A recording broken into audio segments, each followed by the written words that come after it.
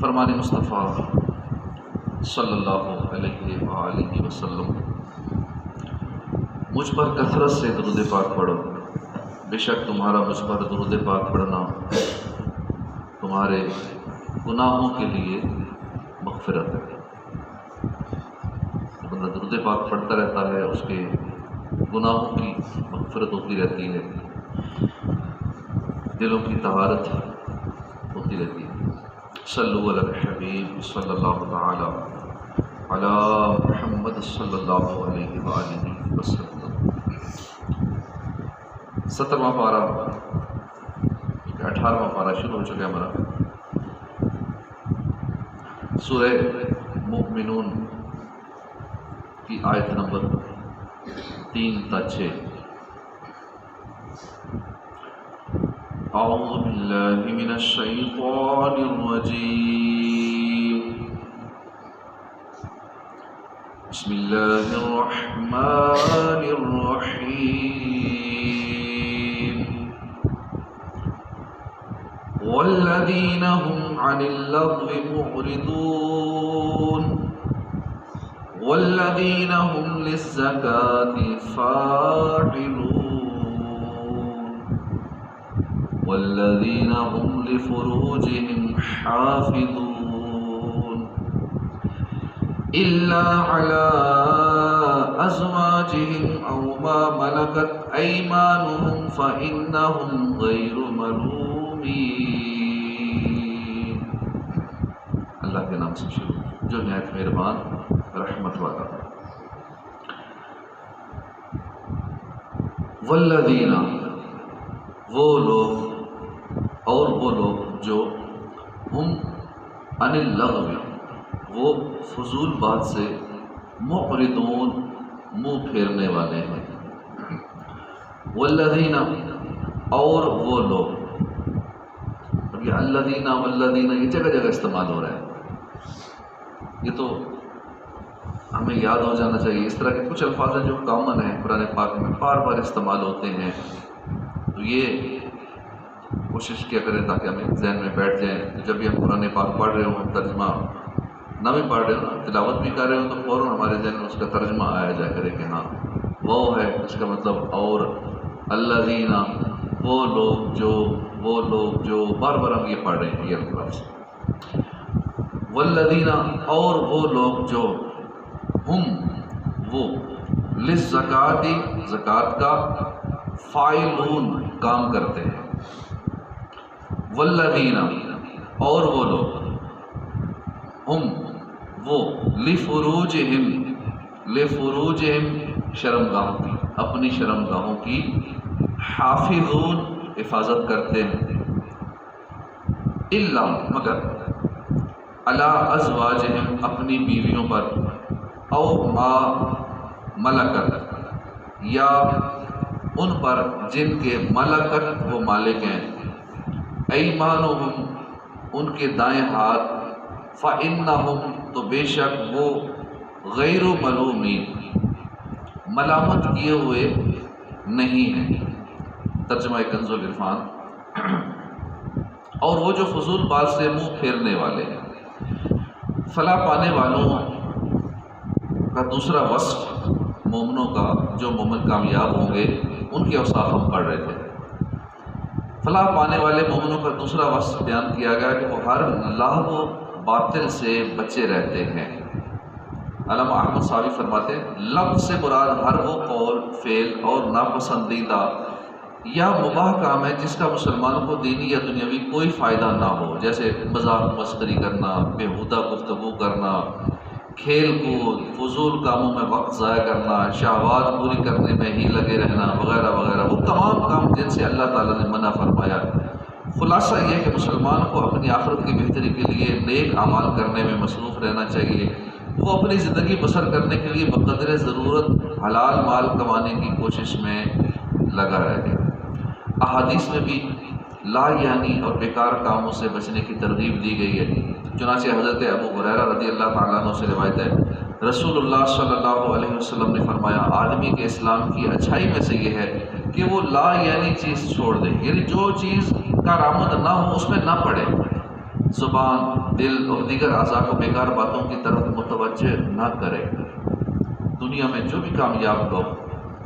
دینی حوالے سے ہوں یا دنیاوی حوالے سے ہوں، وہ اپنا ایک سیکنڈ بھی ضائع نہیں کرتے، اپنا ایک لمحہ بھی فضول میں ضائع نہیں کرتے جس میں ان کا کوئی فائدہ نہ ہو، توجہ نہیں کرتے۔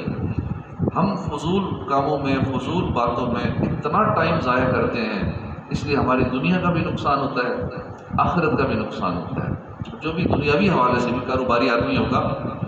وہ فضول باتوں یا فضول کاموں کی طرف جب اس کا مائنڈ جائے گا تو اپنا پہلے کیلکولیشن کرے گا کہ میرے جو اتنے منٹ یا اتنے سیکنڈ فلاں کام میں لگ رہے ہیں تو میں تو اتنے منٹ میں اتنا کما لوں گا۔ کسی نے بل گیٹ سے پوچھا تھا کہ اگر تمہارے $50 لاکھ گر جائیں نیچے اب تم اٹھاؤ گے یا نہیں اٹھاؤ گے؟ اس نے کہا پہلے میں دیکھوں گا وہ بکھرے ہوئے ہیں یا اکٹھے گرے ہیں، اس کے بعد اپنا حساب کتاب لگاؤں گا کہ مجھے اٹھانے چاہیے یا نہیں، کیونکہ میرے اتنے اگر سیکنڈ لگتے ہیں تو میں تو ایک سیکنڈ میں، ایک منٹ میں اتنا میری ارننگ ہے، تو میں وہ ٹائم ویسٹ کرنے کے بجائے میں یہ کر لوں۔ یعنی اپنی کیلکولیشن کا حساب لگاتے ہیں کہ جو میں ٹائم اتنا ادھر ضائع کر دیا، فضول گپوں میں ضائع کر دیا، بیکار باتوں میں اور فضول کاموں میں ضائع کر دیا جس کا مقصد ہی کوئی نہیں ہے، میں اتنی دیر میں اتنا کما لیتا ہوں۔ اب آخرت کی سوچ رکھنے والا وہ کہتا ہے میں اتنی دیر میں اتنی نیکیاں کما لیتا ہوں، جتنے سیکنڈ میں نے ان کاموں میں لگائے ہیں، ایک سیکنڈ میں سبحان اللہ کہہ لیتا، جنت میں درخت لگ جاتا، اتنی دیر میں الحمدللہ کہہ لیتا، اللہ اکبر کہہ لیتا، لا الہ الا اللہ پڑھ لیتا تو میرے لیے اتنی نیکیاں ہو جاتی، ایک درود پاک پڑھ لیتا تو میرے لیے 10 نیکیاں مل جاتی، 10 بار درود پاک پڑھ لیتا 100 نیکیاں مل جاتی۔ آخرت والا اپنی کیلکولیشن جو کرتا ہے، تو مسلمان کبھی بھی اپنا وقت ضائع نہیں کرتا، دنیا دار بھی ضائع نہیں کرتا جس کو دنیا کمانی ہو اور سیاڑا بنتا ہے، اور جس نے آخرت کمانی، اصل تو سیاڑا وہ ہے، عقل مند وہ ہے جو اپنی آخرت کا سوچے، تو وہ کبھی بھی لا یعنی باتوں میں، بیکار کاموں میں نہیں پڑتا۔ اور اس آیت میں ہمیں یہی سمجھایا گیا ہے کہ کامیاب وہ ہے جو فضول باتوں میں، لا یعنی کاموں میں نہیں پڑتا۔ حضرت ابو ہریرہ رضی اللہ عنہ سے روایت ہے، رسول اللہ صلی اللہ علیہ وسلم نے فرمایا آدمی کے اسلام کی اچھائی میں سے یہ ہے کہ وہ لا یعنی چیز چھوڑ دے، یعنی جو چیز کارآمد نہ ہو اس میں نہ پڑے، زبان، دل، دیگر اعضاء کو بیکار باتوں کی طرف متوجہ نہ کرے۔ وہ دیکھے کہ میرا ٹائم کن چیزوں میں ویسٹ ہو رہا ہے، موبائل پہ گھنٹوں لگے رہنا، ٹک ٹاک پہ، یوٹیوب پہ، فیس بک پہ، دیگر سوشل میڈیا پہ لوگوں کی چیزیں دیکھتے رہنا، یعنی کنزیومر بنے رہنا۔ اب دیکھ ہم رہے ہیں، کمائی وہ کر رہے ہیں، جس کی بھی ویڈیو ہم دیکھ رہے ہیں، اب ان کو اتنا واچ ٹائم مل رہا ہے، ان کی آمدنی بڑھ رہی ہے، اب ہم خالی دیکھ رہے ہیں۔ ٹھیک ہے، اگر دیکھنا ہی ہے تو پھر کیوں نہ اپنا مواد اپلوڈ کرو اچھے والا اور اس سے کماؤ، کیوں دوسروں کی کمائی کا ذریعہ ہم بنے ہوئے ہیں، اوروں کو فائدہ پہنچا رہے ہیں، اور پھر جو بھی ہم سوشل میڈیا پہ دیکھ رہے ہیں یہ نہیں سوچ رہے کہ اس میں میرا فائدہ کیا ہے۔ جو بندہ بھی سوشل میڈیا کا صرف انٹرٹینمنٹ کے لیے یا ایک ٹائم پاس کرنے کے لیے یوز کرتا ہے، وہ اپنا وقت بیکار ضائع کر دیتا ہے، کیونکہ اتنا اس پہ مواد ہے کہ اگر ہماری 10-20 لاکھ سال زندگی بھی ہو نا تب یہ پورا نہیں ہوتا، ہر منٹ میں اتنا مواد اپلوڈ ہو رہا ہے، اس لیے کیوں اپنی زندگی کے قیمتی لمحات ضائع کریں۔ ہاں کوئی اچھی چیز اپنی ڈالیں اس میں ڈالیں، ہاں کچھ چیز لرننگ کرنی ہے، کچھ سیکھنا ہے تو اس حوالے سے اس کو استعمال کریں، اور باقی ٹائم پاس کرنے کے لیے یا انجوائے کرنے کے لیے کریں گے تو یہ بندے کو تباہ و برباد کر دیتا ہے، بندہ اس میں غرق ہو جاتا ہے، ایک چیز دیکھی اب آگے لے جاتا ہے، دوسری آگے تیسری طرف، بس اسی میں ٹائم ضائع ہوتا رہتا ہے۔ تو مسلمان کی یہ شان نہیں ہے کہ اپنے وقت کو بیکار ضائع کرے۔ حضرت عقبہ بن عامر فرماتے ہیں کہ میں حضور صلی اللہ علیہ وسلم کی خدمت میں حاضر ہوا اور عرض کی کہ نجات کیا ہے؟ ارشاد فرمایا اپنی زبان پر قابو رکھو اور تمہارا گھر تمہارے لیے گنجائش رکھے، یعنی بیکار ادھر ادھر نہ جاؤ۔ مسلمان کی یہ بھی شان ہے، ہم ٹائم پاس کرنے کے لیے کدھر گلیوں میں نکل گئے، دوستوں کے ساتھ گھومنے نکل گئے، فلاں کے پاس چلے گئے، چلو ٹائم پاس ہو رہا ہے، تمہارا گھر تمہیں کفایت کرے، یعنی بیکار ادھر ادھر جاؤ بھی نہ، اور اپنی خطا پر آنسو بہاؤ، غلطی ہو جائے رو۔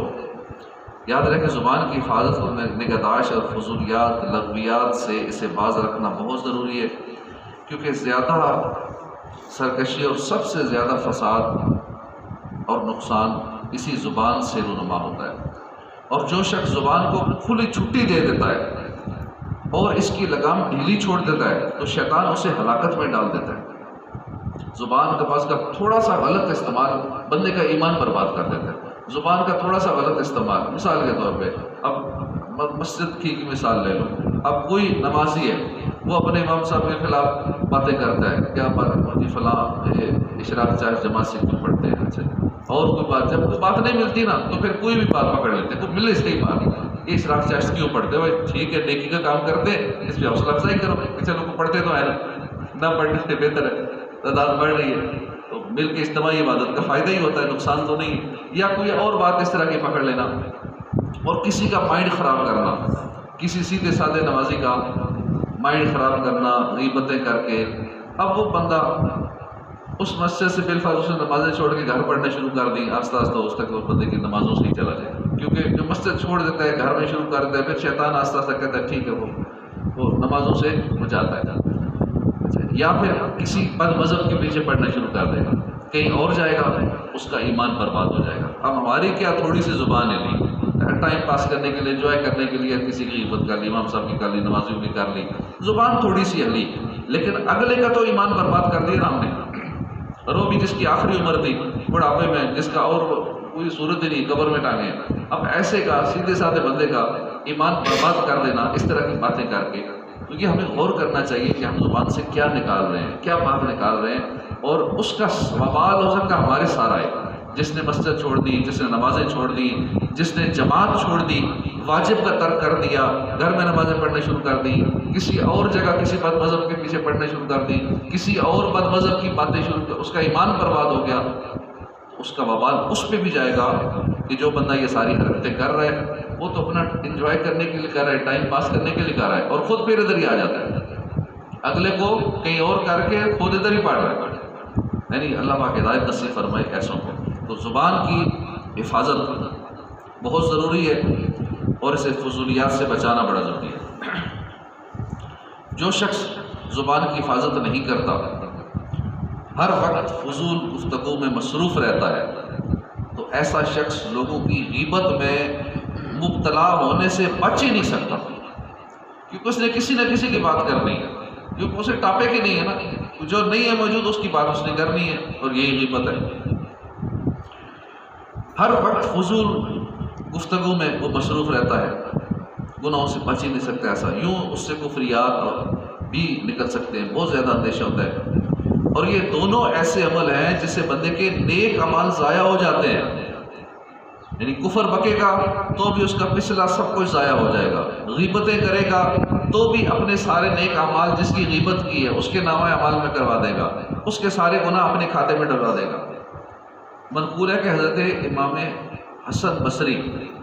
رضی اللہ عنہ سے کسی شخص نے کہا فلاں شخص نے آپ کی غیبت کی. یہ سن کر آپ نے غیبت کرنے والے کو کھجوروں کا تھال تحفے میں بھیجا، کھجوروں کا تھال پا کے روانہ کیا، اور ساتھ میں یہ کہلوا بھیجا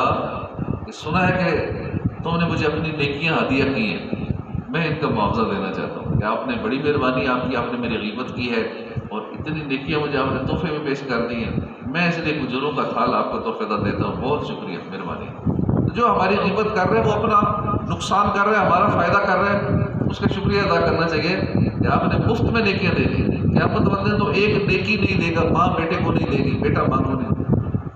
قریبی سے قریبی ایک نیکی نہیں دے گا، 500 سال تک ایک نیکی کے لیے بندہ دوڑتا رہے گا. لیکن یہاں پہ ہم ہول سیل میں سارا دن اپنی نیکیاں دیتے رہتے ہیں، جس پہ غصہ ہوتا ہے اپنی نیکیاں اس کو دیتے ہیں، جس پہ غصہ چڑھتا ہے جو اچھا نہیں لگتا ہے، جس کو ہم دشمن سمجھتے ہیں، اپنی نیکیاں اس کو دیتے رہتے ہیں اس کی غیبت کر کے. جس پہ غصہ ہوتا ہے بندہ اس کے خلاف بات کرتا ہے، یار فلاں ایسا ہے، فلاں ایسا ہے، یہ فلاں ایسا ہے. اب غصے میں تو اس کا نقصان کرو، تم تو اس کا فائدہ کر رہے ہو، اپنی نیکیاں پہنچا رہے ہو. تو ان بزرگوں نے اس کا شکریہ ادا کیا، کہا یہ اس کا میں نے تمہیں معاوضہ دیا ہے، اس لیے کھجور کا یہ تھال آتا ہے. دوسرا فائدہ یہ کہ زبان کی حفاظت کرنے سے انسان دنیا کی آفات سے محفوظ رہتا ہے. چنانچہ حضرت سفیان ثوری فرماتے ہیں زبان سے ایسی بات نہ نکالو جسے سن کر لوگ تمہارے دانت توڑیں اور تمہیں شرمندگی اٹھانی پڑے. بہت شرمندگی اٹھانی پڑتی ہے. اب بالفرض جو لوگ غیبتیں کرتے ہیں، ایسی باتیں کرتے ہیں، اب ان کو جب سامنے لائے ہاں جی تم نے یہ بات کی ہے، اور جس کے آگے کی ہے وہی بتا دیتا ہے ہاں جی فلاں نے یہ بات کی تھی، اور ریکارڈ بھی کر لیتا ہے. کتنی شرمندگی ہوتی ہے سب کے سامنے. بعض کا معافیاں بھی مانگنی پڑتی ہیں، بندہ منہ دکھانے کے لائق نہیں رہتا یار میری بات تو مشہور ہوگی، میں سارا دن یہ کام کرتا رہتا ہوں. کئیوں کا پھر ہم ساری باتیں پہنچ جاتی ہیں، پھر ہم پردہ رکھتے ہیں کہ خیر ہے اگلے کی عزت رہے، تو بڑی شرمندگی اٹھانی پڑتی ہے جس کے بول کھل جاتے ہیں کہ بندہ سارا دن یہ حرکتیں کرتا ہے، یہ باتیں کر کے چغلیاں کر کے لوگوں کے مائنڈ خراب کرتا رہتا ہے. تو بعض کر دانت بھی توڑوانے پڑتے ہیں ایسے کو اگر زیادہ معاملہ کو پڑ جائے تو اس لیے ہمیں زبان کی بہت حفاظت کرنی چاہیے. زبان جو ہے دنیا میں بھی نقصان کرتی ہے، آخرت کا بھی نقصان کرتی ہے. اور ایک بزرگ فرماتے اپنی زبان کو بے لگام نہ چھوڑو تاکہ یہ تمہیں کسی فساد میں مبتلا نہ کر دے. اپنی زبان کی حفاظت نہ کرنے کا ایک نقصان یہ کہ بندہ ناجائز اور حرام لغو اور بیکار باتوں میں مصروف ہو کر گناہوں میں مبتلا ہوتا ہے اور اپنی قیمتی ترین چیز وقت کو برباد کرتا ہے. اب وقت ایسی چیز ہے کہ دوبارہ لوٹ کر نہیں آتا. جو سیکنڈ گزر گیا، جو لمحہ گزر گیا، جو منٹ گھنٹہ دن گزر گیا، کبھی لوٹ کر نہیں آتا. زندگی کا ایک چیپٹر کلوز ہو گیا. سب سے قیمتی چیز پیسہ آ جاتا ہے، باقی چیزیں واپس آ جاتی ہیں، وقت اب کبھی واپس نہیں آتا. اور فضول باتوں والا، حرام کاموں میں پڑنے والا، لغو اور بیکار باتوں میں مصروف رہنے والا اپنی زندگی کی سب سے قیمتی ترین چیز وقت کو ضائع کرتا ہے. حضرت حسان بن سنان کے بارے میں مروی ہے کہ آپ ایک بالا خانے کے پاس سے گزرے تو اس کے مالک سے دریافت فرمایا یہ بالا خانہ بنائے تو میں کتنا عرصہ گزرا ہے؟ یہ سوال کرنے کے بعد آپ کے دل میں سخت ندامت ہوئی اور اپنے نفس کو مخاطب کرتے ہوئے فرمایا اے مغرور نفس، تو فضول اور لا یعنی سوالات میں قیمتی ترین وقت کو ضائع کرتا ہے. پھر اس فضول سوال کے کفارے میں آپ نے 1 سال کے روزے رکھے کہ میں نے یہ سوال کیوں کیا، مقصد کیا تھا، کیا میں نے ڈبل سٹوری کیوں بنائی ہے، کب سے بنائی، کتنے عرصے سے بنائی.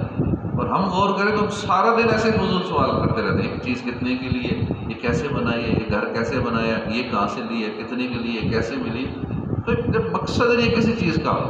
کوئی مطلب ہی نہیں ہے، تو کیوں پوچھا جائے، اپنا وقت کیوں برباد کیا جائے اور ایسا جملہ فضول میں جس کا مقصد نہیں ہے وہ کیوں زبان سے نکالا جائے. کیوں کیا مطلب ہے اس کی پوچھ گچھ ہوگی، یہ جملہ نکالا تھا کیوں نکالا تھا، یہ فضول سوال کیا تھا کسی سے کیوں کیا تھا. تو اب ان بزرگوں نے 1 سال تک مسلسل روزے رکھے اس کے کفارے میں کہ میں نے اتنا کیوں پوچھا کہ یہ ڈبل سٹوری جو بالا خانہ ہے یہ تم نے کتنے عرصے میں بنایا. تو سارا دن پوچھتے ہیں مکان کتنے عرصے میں بنا، اس مکان کا ریٹ کیا ہے، اس کے علاوہ اور بہت ساری فضول باتیں ہم دن بھر کرتے ہی رہتے ہیں. دوسرا نقصان یہ ہے کہ ناجائز اور حرام گفتگو کی وجہ سے انسان قیامت کے دن جہنم کے دردناک عذاب میں مبتلا ہو سکتا ہے جسے برداشت کرنے کی طاقت کسی میں نہیں. لہذا عافیت اسی میں کہ بندہ اپنی زبان کی حفاظت کرے اور اسے ان باتوں کے لیے استعمال کرے جو اسے دنیا اور آخرت میں نفع دیں. زبان سے ہمیشہ بولنے سے پہلے سوچ لے کہ میں جو بولنے لگا ہوں اس میں کوئی دنیا اور آخرت کا فائدہ بھی ہے یا نہیں ہے. اگر کوئی فائدہ نظر نہیں وہیں رک جائیں، زبان سے وہ لفظ نکالیں گا. اللہ تعالیٰ تمام مسلمانوں کو زبان کی حفاظت اور نگہداشت کرنے کی توفیق عطا فرمائے، آمین. والذین ہم للزکوٰۃ فاعلون، اور جو زکوٰۃ دینے کا کام کرنے والے. اس آیت میں کامیابی پانے والے اہل ایمان کا تیسرا وصف بیان کیا گیا کہ وہ پابندی کے ساتھ اور ہمیشہ اپنے مالوں پر فرض ہونے والی زکوٰۃ دیتے ہیں. بعض مفسرین نے اس آیت میں مذکور لفظ زکوٰۃ کا ایک معنی تزکیہ نفس بھی کیا ہے، یعنی ایمان والے اپنے نفس کو دنیا کی محبت وغیرہ مذموم صفات سے پاک کرنے کا کام کرتے ہیں. کثیر احادیث میں زکوٰۃ ادا کرنے کے فضائل اور نہ دینے کی وعیدیں بیان کی گئی ہیں. حضرت جابر رضی اللہ عنہ سے روایت ہے حضور اقدس صلی اللہ علیہ وسلم نے فرمایا جس نے اپنے مال کی زکوٰۃ ادا کر دی تو بے شک اس کے مال کا شر اس سے چلا گیا. حضرت ابو امامہ رضی اللہ عنہ سے روایت ہے حضور اقدس صلی اللہ علیہ وآلہ وسلم نے ارشاد فرمایا زکوٰۃ دے کر اپنے مالوں کو مضبوط تلوں میں کر لو اور اپنے بیماروں کا علاج صدقے سے کرو. ہم بیماروں کا علاج فوراً اسپتال میں لے جا کے ڈاکٹروں کے پاس لے جا کے دوائیاں خرید کر فوراً ادھر توجہ جاتی ہے. ہاں جب ادھر سے مایوس ہو جاتے ہیں کہ جی اب کوئی علاج نہیں اس کا، جب مرض لا علاج اور اب کہتے ہیں جی کوئی تویز کریں، کوئی دم درود بتائیں، کوئی وظیفہ بتائیں، کوئی روحانی علاج بتائیں. کیوں نہ ہم پہلے ہی ادھر توجہ کریں، اللہ پاک کی طرف توجہ کریں، دعاؤں سے کام چلائیں، صدقہ کر دیا کریں، کیونکہ یہاں حدیث پاک میں فرمایا گیا بیماروں کا علاج صدقے سے کرو، گھر میں بیمار آ گیا اس کے نام کا صدقہ ڈال دیں۔ آپ جو لاکھوں روپے لگ رہے ہیں اس کے آپریشن پہ، اس کی دوائیوں پہ، ان معاملات پہ، تو ہو سکتا ہے آپریشن ہی نہ ہو، ایسے ہی کام ہو جائے، دوائیوں کا خرچہ ہونا ہے وہ بھی نہ ہو، اس صدقے کی برکت سے جو اندر گردے میں پتھری آ گئی وہ ایسے ہی ختم ہو جائے، کوئی اور مسئلہ بن گیا وہ ایسے ہی ٹھیک ہو جائے، کچھ کرنا ہی نہ پڑے، بیماری خود ہی ختم ہو جائے۔ تو اس لیے ہمیں صدقے سے بیماروں کے، تو حضور نے فرما دیا تو بات ڈن ہو گئی کہ صدقے سے علاج کرو، ٹھیک ہے، صدقے سے ہمیں سب سے پہلا علاج صدقے سے ہی کرنا چاہیے۔ روزانہ صبح صبح صدقہ ڈالیں تاکہ بیماری آئے نہ، پریشانی آئے نہ، دن میں کوئی نقصان ہونے والا ہے تو اس نقصان سے بچت ہو جائے۔ اور اپنے مالوں کو مضبوط قلعوں میں کر لو، اپنے مال کی حفاظت کے لیے ہم سارا کچھ کرتے ہیں، بینک میں پیسہ رکھیں گے، باقی کریں گے، گھر میں سیفٹی کے لیے رکھیں گے، لیکن پھر بھی خطرہ ہی رہتا ہے۔ تو اگر ہم صحیح پیسے کی سیفٹی چاہتے ہیں، زکوٰۃ ادا کر دیا کریں، اس سے ہمارا مال محفوظ ہو جائے گا۔ روزانہ صدقہ بھی کر دیں گے تو ہمارا اس سے بھی مال محفوظ ہو جائے گا۔ حضرت انس بن مالک سے روایت ہے، سید المرسلین صلی اللہ علیہ وسلم نے فرمایا، اپنے مال کی زکوٰۃ نکال کہ وہ پاک کرنے والی ہے، تجھے پاک کر دے گی۔ صحیح بخاری شریف میں ہے، حضرت ابو ہریرہ رضی اللہ عنہ سے روایت ہے، رسول اللہ صلی اللہ علیہ وسلم نے فرمایا، جس کو اللہ تعالیٰ مال دے اور وہ اس کی زکوٰۃ ادا نہ کرے تو قیامت کے دن وہ مال گنج سانپ کی صورت میں کر دیا جائے گا، جس کے سر پر 2 نشان ہوں گے، وہ سانپ اس کے گلے میں توپ بنا کر ڈال دیا جائے گا، پھر اس کی باچیں پھاڑے گا، کہے گا میں تیرا مال ہوں، میں تیرا خزانہ۔ اس آیت کی دوسری تفسیر سے معلوم ہوا کہ نفس کو مذموم صفات جیسے تکبر ہے، ریاکاری ہے، بغض ہے، حسد ہے، دنیا کی محبت وغیرہ سے پاک کرنا اخروی کامیابی حاصل ہونے کا ذریعہ ہے۔ اس سے متعلق اللہ تعالیٰ ایک اور مقام پر ارشاد فرماتا ہے، قد افلح من تزکا، بے شک جس نے خود کو پاک کر لیا وہ کامیاب ہو گیا۔ اور فرمایا قد افلح من زکا وقد خاب من دسا، بے شک جس نے نفس کو پاک کر لیا وہ کامیاب ہو گیا، بے شک جس نے نفس کو گناہوں میں چھپا دیا وہ ناکام ہو گیا۔ حضرت زید بن ارقم فرماتے ہیں، رسول کریم صلی اللہ علیہ وسلم نے اس طرح دعا مانگا کرتے تھے، اللہم آتی نفسی تقوہا وزکیہا انت خیر من زکاہا انت ولیہا ومولاہا، اے اللہ میرے نفس کو تقوی عطا فرما اور اسے پاکیزہ کر، تو سب سے بہتر پاک کرنے والا ہے، تو ہی اس کا ولی ہے اور مولا ہے۔ نبی کریم صلی اللہ علیہ وسلم کی یہ دعا امت کی تعلیم کے لیے ہے، اس لیے ہر مسلمان کو چاہیے کہ وہ اپنے نفس کو مذموم صفات سے پاک کرنے کی کوشش کرنے کے ساتھ ساتھ اس کی پاکی کے لیے اللہ کی بارگاہ میں دعا بھی کرے، اور اس دعا کے لیے وہ الفاظ سب سے بہتر ہیں جو اوپر حدیث پاک میں بیان ہو سکے۔ تو یہ دعا ایک لائن کی بنتی ہے، پوری لائن بھی نہیں، تصصی دعا ہے، یہ یاد کر لیں، اپنے پاس لکھ لیں، دیکھ کے پڑھتے رہیں، پھر یاد ہو جائے گی آہستہ آہستہ، پھر اس کا ترجمہ پڑھ لیں، ترجمہ یاد کر لیں، اور بعد میں جب عربی یاد ہو جائے تو پھر عربی میں یہ دعا مانگا کریں۔ والذین هم لفروجهم حافظون الا علی ازواجهم او ما ملکت ایمانهم فانهم غیر ملومین، اور وہ جو اپنی شرم گاہوں کی حفاظت کرنے والے ہیں مگر اپنی بیویوں یا شرعی باندیوں پر جو ان کے ہاتھ کی ملک ہیں، بس بے شک ان پر کوئی ملامت نہیں۔ اس آیت سے کامیابی حاصل کرنے والے اہل ایمان کا چوتھا وصف بیان کیا گیا ہے۔ چنانچہ اس آیت اور اس کے بعد والی آیت کا خلاصہ یہ ہے کہ ایمان والے زنا اور زنا کے اسباب اور لوازمات وغیرہ حرام کاموں سے اپنی شرم گاہوں کی حفاظت کرتے ہیں، البتہ اگر وہ اپنی بیویوں اور شرعی باندیوں کے ساتھ جائز طریقے سے صحبت کریں تو اس میں ان پر کوئی ملامت نہیں۔ حدیث پاک میں زبان اور شرمگاہ کو حرام اور ممنوع کاموں سے بچانے پر جنت کا وعدہ کیا گیا ہے۔ چنانچہ صحیح بخاری میں حضرت سہل بن سعد رضی اللہ تعالیٰ عنہ سے روایت ہے، رسول کریم صلی اللہ علیہ وسلم نے فرمایا، جو شخص میرے لیے اس چیز کا ضامن ہو جائے جو اس کے جبڑوں کے درمیان میں ہے، یعنی زبان کا اور اس کا جو اس کے دونوں پاؤں کے درمیان میں، یعنی شرمگاہ کا، میں اس کے لیے جنت کا ضامن ہوں۔ یاد رکھیں شرمگاہ کی شہوت کو پورا کرنا انسانی فطرت کا تقاضا ہے اور بے شمار فوائد حاصل ہونے کا ذریعہ ہے۔ اگر اس تقاضے کو شریعت کے بتائے ہوئے جائز طریقے سے پورا کیا جائے تو یہ دنیا میں بہت بڑی نعمت ہے، آخرت میں ثواب حاصل ہونے کا ایک ذریعہ ہے، اور اگر اسے ناجائز اور حرام ذرائع سے پورا کیا جائے تو یہ دنیا میں بہت بڑی آفت ہے اور قیامت کے دن جہنم کے دردناک عذاب میں مبتلا ہونے کا سبب ہے۔ لہذا جو شخص اپنی خواہش کی تکمیل چاہتا ہے اسے چاہیے کہ اگر کسی عورت سے شرعی نکاح کر سکتا ہے تو نکاح کر لے تاکہ اسے اپنے لیے جائز ذریعہ مل جائے، اور اگر وہ شرعی نکاح کرنے کی طاقت نہیں رکھتا تو پھر اس کا آسان اور مستقل حل روزہ ہے، روزے رکھے کہ اپنے نفس کو مغلوب کرنے کی کوشش کرے اور اس کے ساتھ ساتھ ان تمام اسباب اور محرکات سے بچنے کی بھرپور کوشش کرے جن کی وجہ سے نفس کی اس خواہش میں اضافہ ہوتا ہے۔ ناجائز اور حرام ذریعے سے اس خواہش کو پورا کرنے پر